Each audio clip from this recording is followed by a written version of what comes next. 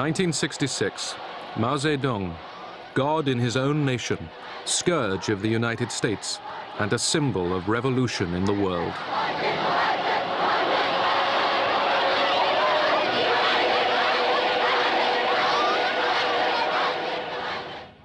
Six years later, Mao embraced the enemy.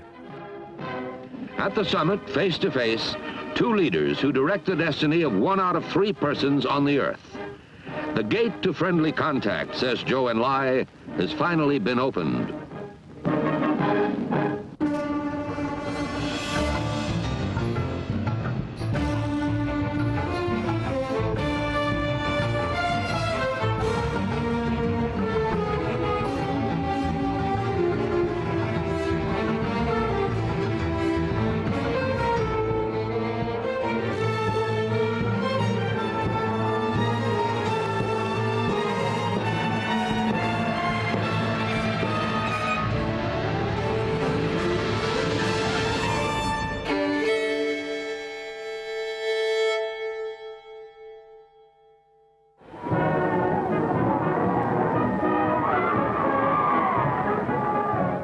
(1949) Revolution in China.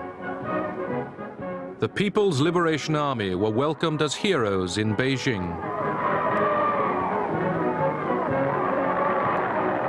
Led by Mao Zedong, the communists had triumphed in a civil war against the nationalists. Soviet support had been unreliable. The Chinese felt they'd managed it alone.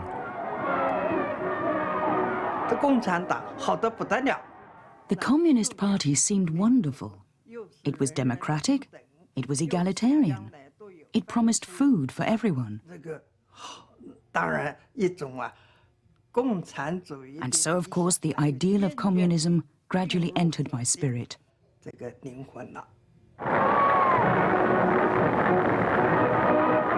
The Americans were devastated to lose China, their best friend in Asia.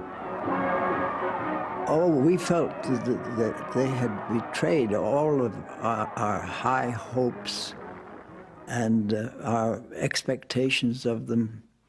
We had become emotionally involved with them. And then they had done this to us. They'd gone off and become communists.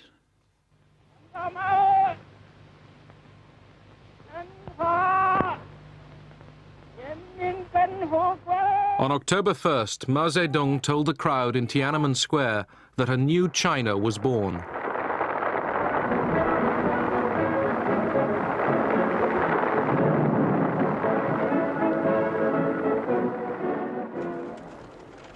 The country was in chaos, exhausted after years of war. Mao needed external help. One of Mao's first acts was to visit Moscow to get military protection and economic aid. He was met at the station by Foreign Minister Molotov and most of the Politburo.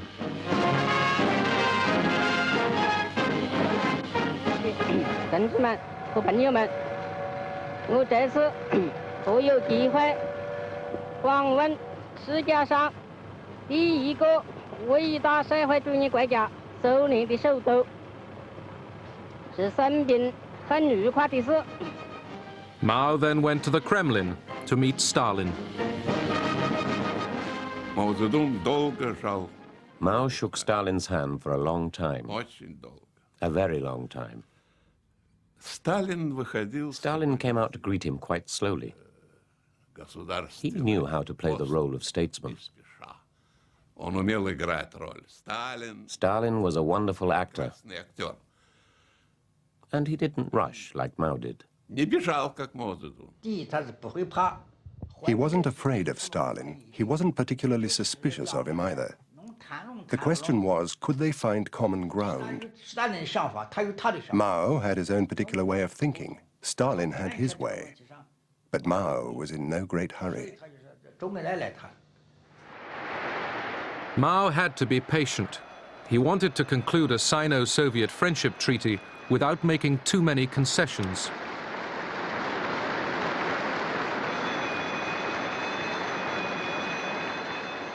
But Stalin, as wary of Mao as Mao was of him, was in no hurry either. Mao's visit dragged on for 2 months. He toured factories and was shown inspiring films about Russian leaders, such as Tsar Peter the Great. Сей счастливый день окончания войны господа Сенат даровал мне звание Отца Отечества. Суров я был с вами, дети мои, ибо не для себя был суров, но дорога мне была Россия.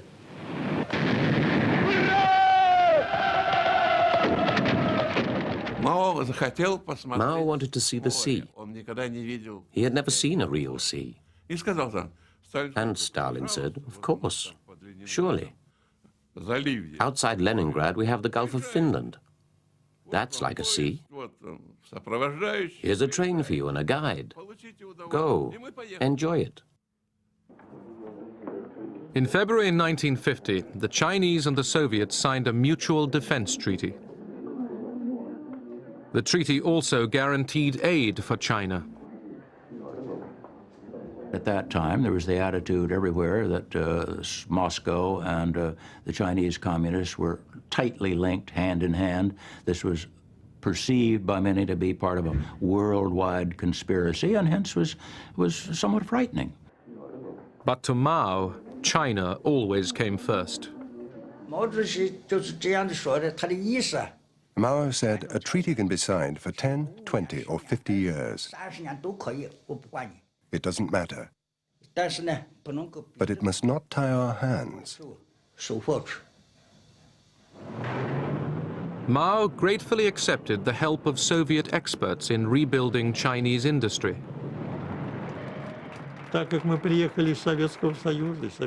We had come from the Soviet Union, where the basis of the state economy was the plan. So we explained to our Chinese comrades that the plan was the absolute basis of everything. The development of the country, the economy, and not only the economy, but of other branches of knowledge.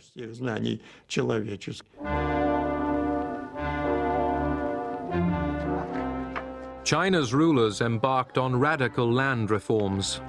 Land was taken from private owners and handed to the peasants. The former landowners were denounced and humiliated.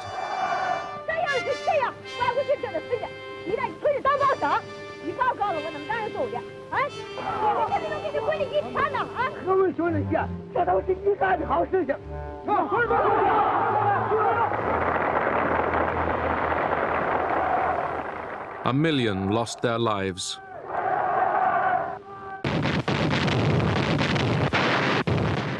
In June 1950, North Korea, with Soviet and Chinese backing, attacked South Korea. The sudden attack by the North Koreans dealt the slender forces below the 38th parallel a mortal blow. The prompt arrival on the scene of U.S. soldiers gave Marshal Stalin and his cold-eyed strategists a rude shock. Forces under United Nations command pushed the invaders back to the Chinese border. China feared an attack on its own territory. The main enemy was America. At that time, all the propaganda was directed against America. The proletariat of the whole world must unite to get rid of the capitalists.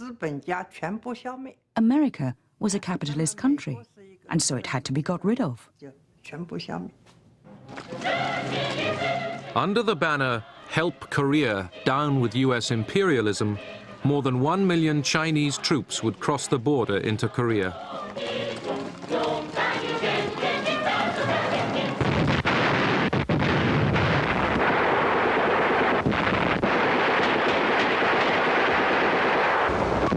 The Korean War lasted for 3 years and cost more than 500,000 Chinese lives.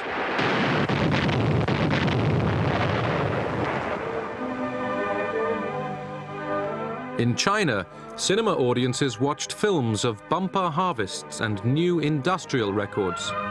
一个新纪录接连着一个新纪录，一个英雄再过一个英雄。中国的工人阶级以自己无穷的智慧和力量，胜利地结束了工业恢复阶段，迎接着即将开始的大规模的经济建设。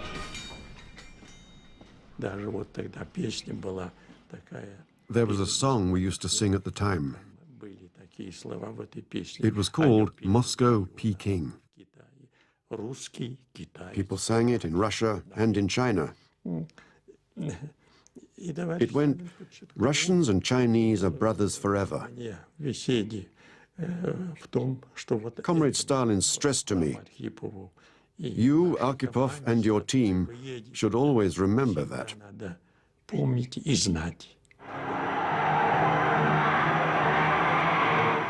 Steel production was a yardstick of national virility. The success of the first 3-year plan was celebrated. But although exhilarating, Soviet aid had to be paid for. We Chinese were very enthusiastic towards the Soviets. They were our older brother, our best friend. We expected them to give us a very warm welcome. The first time we went to the Soviet Union, they invited us to a big banquet. We ate very well. It was really good food. But what we hadn't expected was that this wasn't actually free of charge. They asked for more than 9,000 rubles for it. We were very shocked.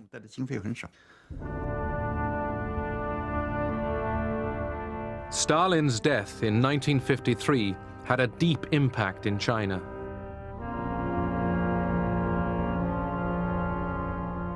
Despite Mao's misgivings, he had respected the Soviet leader's iron authority. After a power struggle in the Kremlin, Nikita Khrushchev emerged as the new Soviet leader. He and his Politburo visited China to maintain the alliance. The size and power of the communist bloc made the new American administration increasingly anxious. We can see that China is the basic cause of all of our troubles in Asia. If China had not gone communist, we would not have had a war in Korea. If China were not communist, there would be no war in Indochina. There would be no war in Malaya. Today, there are approximately 540 million people who can be counted on the side of the free nations. There are 800 million on the communist side. And there are 600 million others who must be counted as non-committed. America did everything to stop the spread of communism. To prevent China attacking the Chinese nationalist stronghold of Formosa or Taiwan, the United States financed a military buildup on the island. Generalissimo Chiang Kai-shek, along with his American advisors, reviews Free Chinese nationalist forces in an Independence Day parade. More than 500,000 soldiers, sailors, airmen, and Marines have as their ultimate aim and living goal the return to China's mainland. The nationalist government was determined to defend 2 small islands off the China coast, Quemoy and Matsu. From the point of view of the United States, these tiny little islands close to the mainland were of no significance as such. On the other hand, the Chinese nationalists looked on them as symbols as to what the United States would do in helping them. Furthermore, Chiang Kai-shek had put an enormous proportion of his army on these little islands. In September 1954, the communists shelled the island of Quemoy. 3 months later, Washington signed a mutual defense treaty with Taiwan. Almost immediately, the major units of the 7th Fleet are shifted to Formosa to augment the United States and nationalist patrols in the Strait and along the mainland. The action upholds the United States pledge to meet the common danger, communism. The American show of strength failed to stop the Chinese communist challenge. The Allied nations possessed together 20th power in the area. The United States in particular has sea and air forces now equipped with new and powerful weapons of precision. All-out war came closer. America made nuclear threats. Eisenhower never said he would use nuclear weapons, but he and Dulles essentially said nuclear weapons are available and would be part of our arsenal, and essentially implied that if they were necessary in order to prevail, they would be used. Regular target training keeps every pilot in combat readiness at all times. Mao's provocation and America's response concerned Khrushchev, whose nuclear bombs guaranteed China's security. Khrushchev told the Chinese that war with imperialism was no longer inevitable. At the 20th Soviet Party Congress in February 1956, in a secret session that was not filmed, Khrushchev denounced Stalin as a criminal. Mao took it as a threat to his own style of leadership. Mao's attitude was very clear. He thought that criticism of Stalin was inappropriate. Stalin was an international statesman. Mao Zedong said to him, "Your decision isn't right. Your speech isn't right." Khrushchev begins his arguments. But Stalin is a member of the Communist Party of the Soviet Union. It's our right to deal with him as we see fit. It is the personality cult of Stalin. That's why we've taken our decision. Mao Zedong. It is true that he is a member of your party, but he is also leader of the world revolutionary movement. We are the followers of Stalin. How can you reduce the role of Stalin to being only a member of the Soviet Communist Party? Just like that.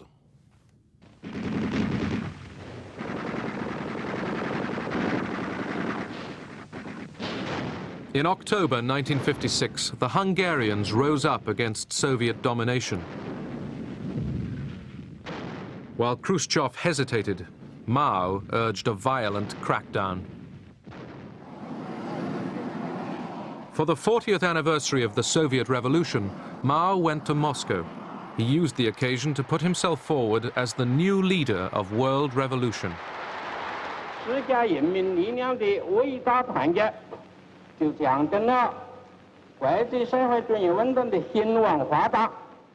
But Soviet aid was undermining Mao's aim for total independence. The crunch came in 1958. Khrushchev wanted to set up a long-wave radio station along the Chinese coast to guide Soviet submarines. He suggested setting up a joint naval fleet. This was a clear sign that the Soviets wanted to control China. Mao's understanding was that the Soviet Union was trying to control China in the same way as it controlled countries in Eastern Europe. So he got angry with Khrushchev and said, "If you want it, I'll give you the whole coastline and I'll go back to the mountains." Mao still needed Soviet know-how. He wanted to create China's own nuclear industry. The Chinese comrades then expressed a new wish. They said they would very much like to receive more aid from us in order to build plants and facilities for the production of the atomic bomb. Such an agreement was signed. Mao said that the atomic bomb was a paper tiger. But he also knew that whether a country had the atomic bomb or not had a huge bearing on its position in the world and on its international influence. In 1958, Khrushchev visited China to renew Soviet support. But Mao's nuclear demands had already strained relations with the big brother. Mao Zedong said, "You are communists, and we are communists. Communists usually share. Will you give us the atomic bomb or not?" Khrushchev, "And what do you want the atomic bomb for?" We have the atomic bomb, and we will stand up for China just the same as we would for the Soviet Union. Yes, Mao said, it's true. But we are not just some tin-pot village. China is a great country, and we want to have it. Khrushchev, you don't need it, and so on. Mao then says, so you don't want to give it to us then? Despite the fact that we tried to slow down the help with nuclear weapons to China, we had already given them the blueprints and practically all the assistance necessary for making the atomic bomb.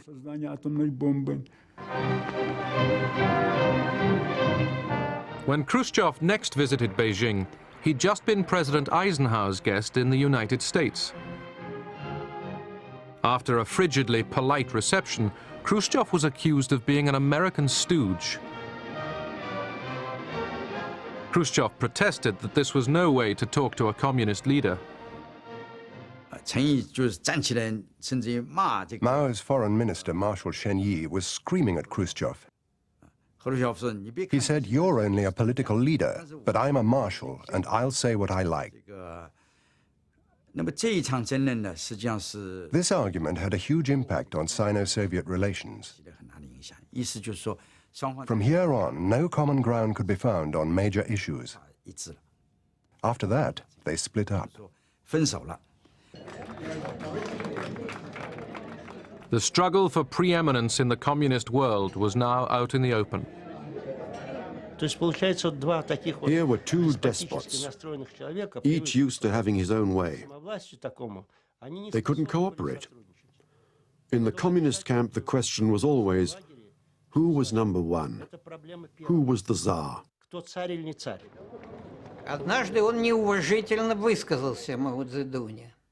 On one occasion, during the 1959 trip, Khrushchev spoke disrespectfully about Mao Zedong.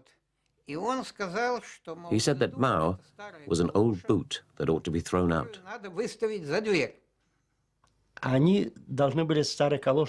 They had to translate old galosh, and they translated it as old boot. But in Chinese, it means both old boot and prostitute. And when Kang Sheng heard those words, he took it that the great leader was being called an old whore.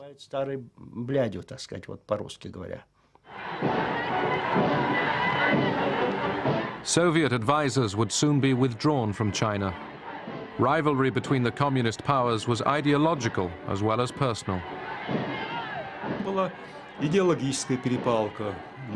Ideological squabbles could get quite comical. The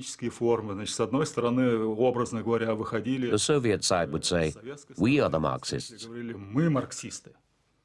And then the Chinese would say, "No, we are the Marxists." The Soviets would say, "We are red." And the Chinese would say, "We are even redder." It could appear funny, but the damage was really serious. The party started issuing documents, editorials, attacking Soviet revisionism. So from then on, along with other slogans, we had to shout, "Down with Soviet revisionism." Later on, was down with Khrushchev.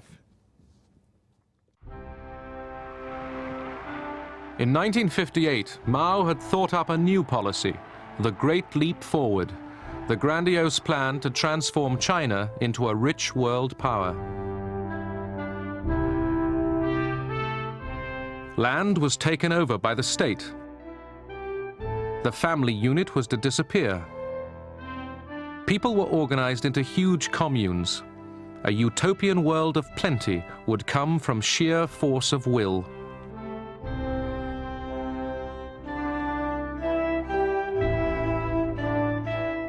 Mao's method was to be a more extreme version of Stalin's brutal collectivization of the 1930s. The Great Leap Forward was a kind of recklessness. Mao wanted to change the face of China in the shortest time possible. The slogan was, struggle hard for 3 years, change the face of China, catch up with Britain, catch up with America. It was completely unrealistic. Because steel remained a key symbol of national vitality, the entire country reverted to pre-industrial backyard furnaces. People worked day and night to produce massive amounts of useless metal. The largest city in China is Shanghai. Once I arrived there at the height of the Great Leap Forward. I went up to the roof of a tall house, and from there I could see all of Shanghai was in flames. In every courtyard they were smelting steel. Crops were left to rot. Scientific knowledge and all common sense were ignored. No one dared to tell the truth for fear of arrest or worse. The lies of the Great Leap Forward were absolutely unbelievable. Anybody who did not speak in falsehoods was demoted or expelled from their jobs. From the time of the Great Leap Forward, all Chinese people learned to tell lies. The peasants' food was taken from them by force to make up bogus quotas. It was one of the worst man-made disasters in history.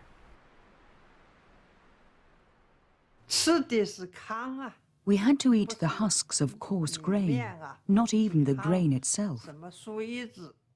We ate leaves of trees. We all went down with hepatitis. Many peasants died of starvation. No one really knew how many. Because of Mao's policy, over 30 million people starved to death. Hiding the catastrophe, Mao still posed as the leader of world communism.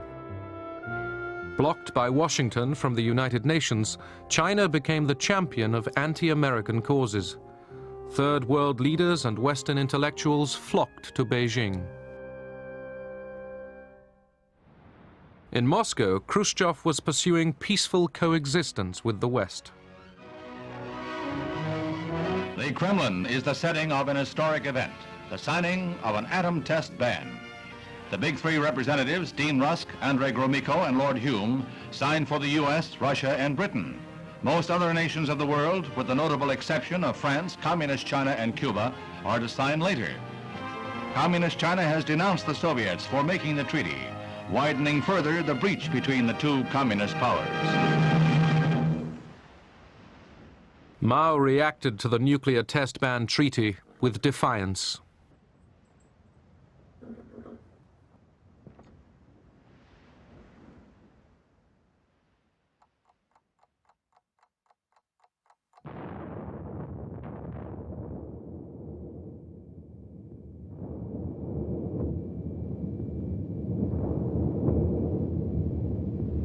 The Chinese Communist nuclear detonation is a reflection of policies which do not serve the cause of peace. But there is no reason to fear that it will lead to immediate dangers of war. The nations of the free world will recognize its limited significance and will persevere in their determination to preserve their independence.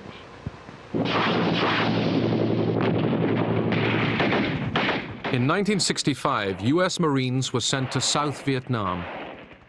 President Johnson was determined to prevent communist North Vietnam and its allies in the South gaining power. In China, the masses were mobilized to support neighboring North Vietnam.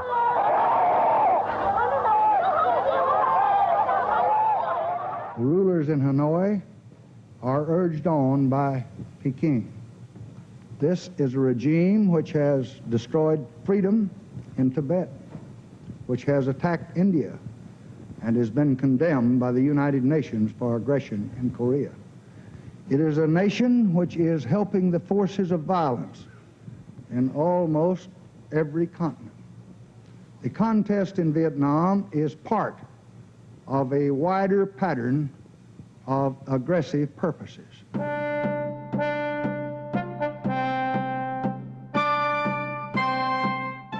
A war between China and the United States was once again a possibility.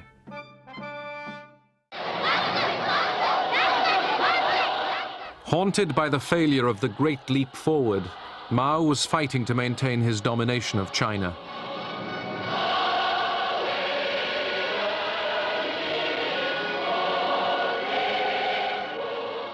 In 1966, he launched the Great Cultural Revolution.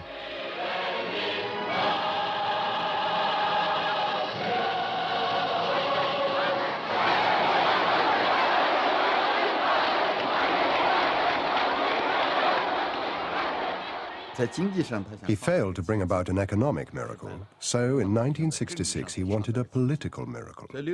He not only wanted to get rid of his enemies, he wanted to do something that Stalin had been unable to do: destroy government bureaucracy.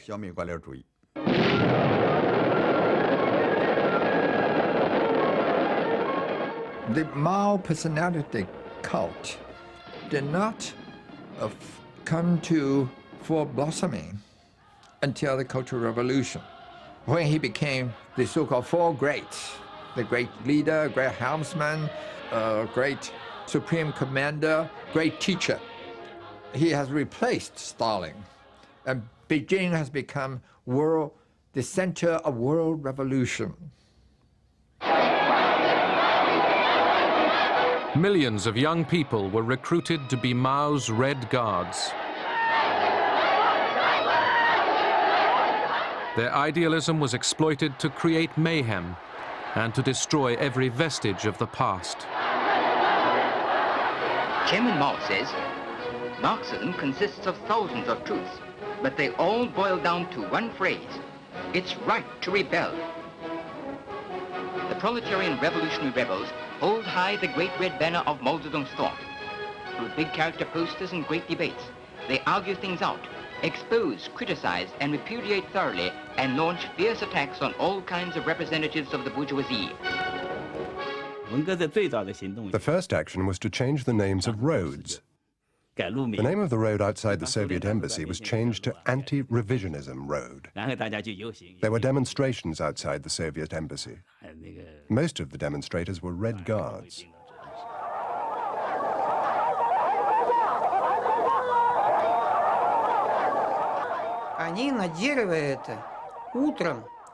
In the morning, they would hang up dummies of Brezhnev, Kosygin, and Podgorny.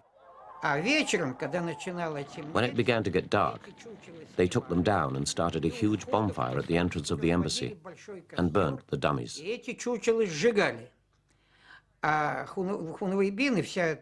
The Red Guards and the young people gathered around the fire and danced and yelled anti-Soviet slogans.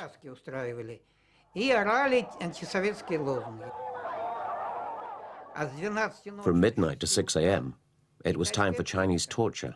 For 15 minutes, they would stop and we would start falling asleep, exhausted by the noise. Then, they would begin yelling again for 15 minutes. Every 15 minutes, they would start and stop, all night. Then, at 6 a.m., the noise would begin and continue all day.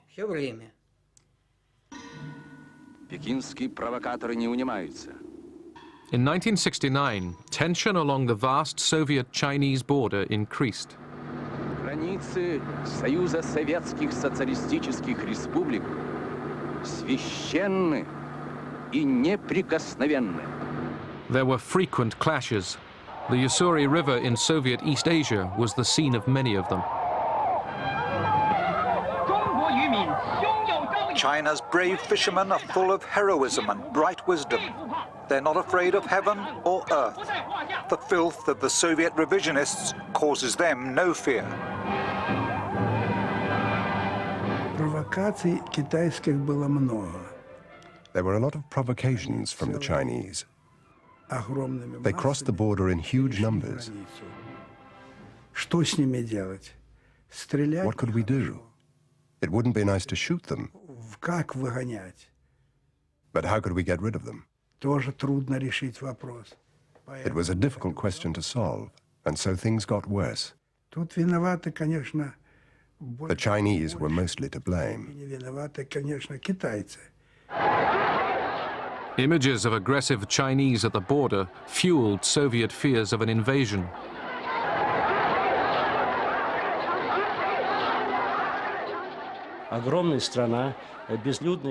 Siberia and the Far East were sparsely populated. So what if the Chinese millions began pouring in? Writers had warned before about the Yellow Peril, that the Chinese would come right through Russia and conquer Europe. The Soviet Union had a nuclear arsenal and 1 million troops along the border between the Soviet Union and China. North of Beijing were flat plains. And if the Soviet Union were to attack China, within a week they would be in Beijing with their tanks.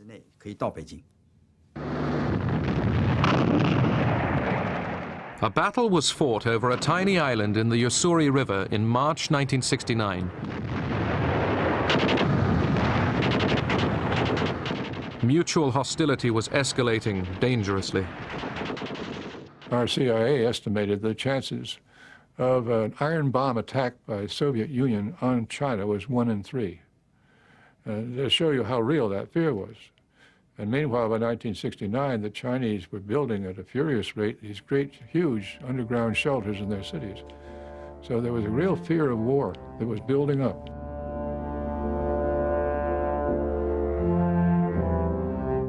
The vast network of shelters tunneled underground was meant to withstand nuclear attack.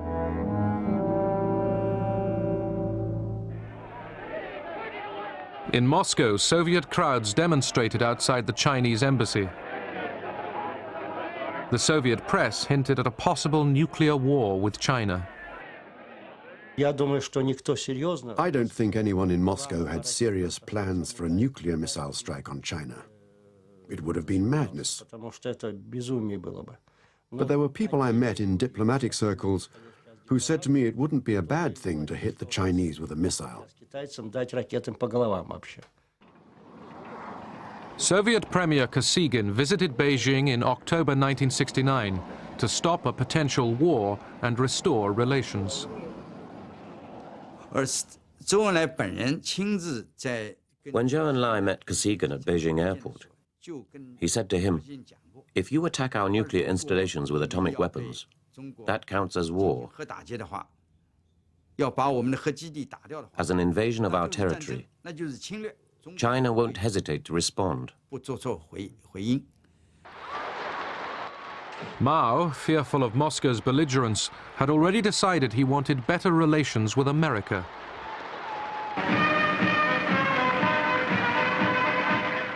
America's new president, Richard Nixon, although a lifelong anti-communist, came to a similar conclusion. To limit Soviet power and end the Vietnam War, he wanted to draw closer to China. Dr. Henry Kissinger.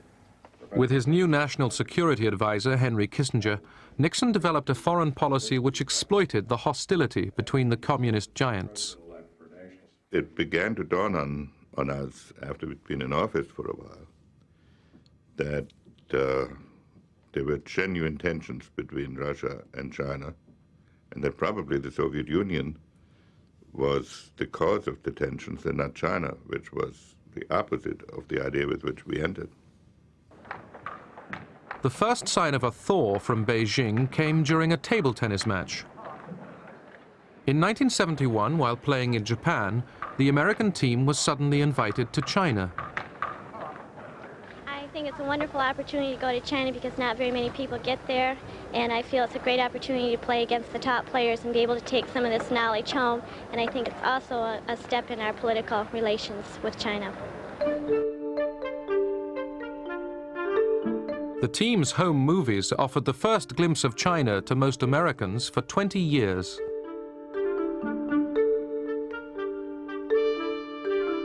The scene was more disorienting because you would see slogans, signs every place, long live the unity of the people of the world, down with the U.S. imperialists and all their running dogs.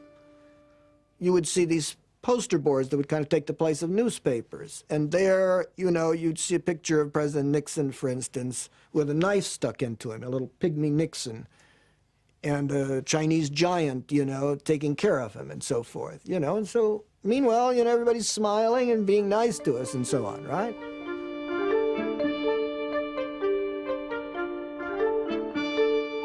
They've got this slogan, friendship first, competition second. And they very nicely, I think, beat us 6 matches to 5 matches.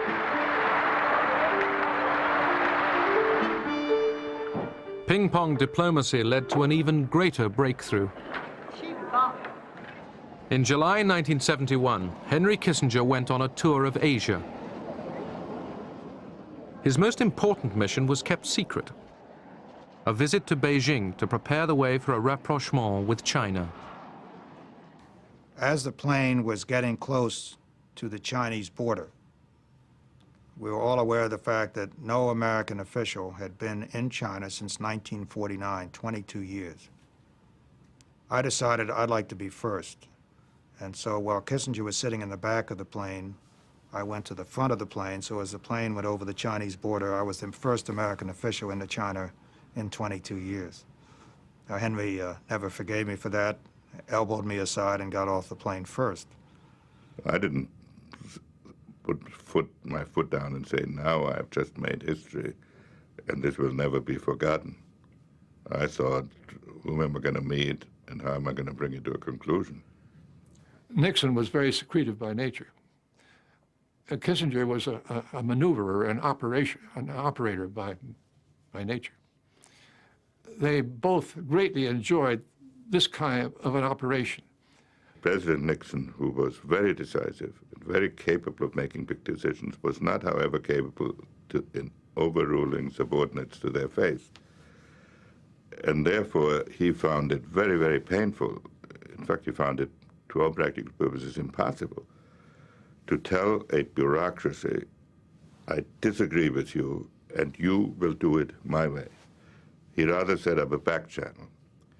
Going through back doors and back channels and setting up some kind of a secret meeting that would make certain kinds of secret arrangements that were done behind the State Department's back, behind the back of everybody, and then be able to surprise the world with this announcement. That was great theater.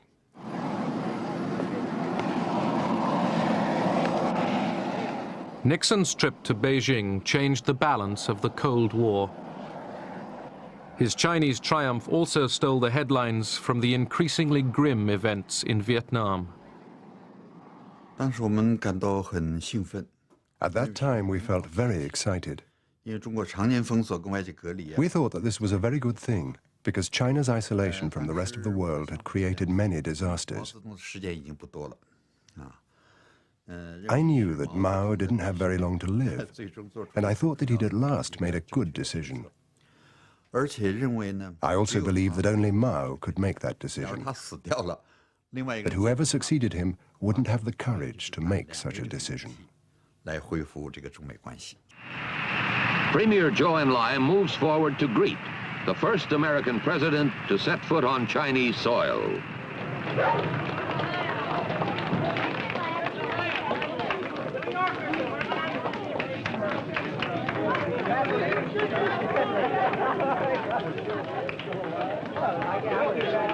East meets West as a handshake bridges 16,000 miles and 22 years of hostility. There are no welcoming speeches, no formal ceremonies, just a receiving line made up of Communist Party officials and the military band playing the Star-Spangled Banner. Nixon, the lifelong anti-communist, quoted Mao's own words. So many deeds cry out to be done, and always urgently. The world rolls on. Time passes. 10,000 years are too long. Seize the day. Seize the hour. This is the hour. This is the day. Peking newspapers, which had played down the Nixon visit, now give it front-page coverage. Dealers sell out as readers follow day by day the president's activities. Today, the president walks among priceless treasures from China's golden age. Among them, a pair of ear stoppers used by the emperor to keep from hearing criticism. Give me a pair. I didn't put my foot down and say, now I've just made history. On the way back from Beijing, I knew we had made history.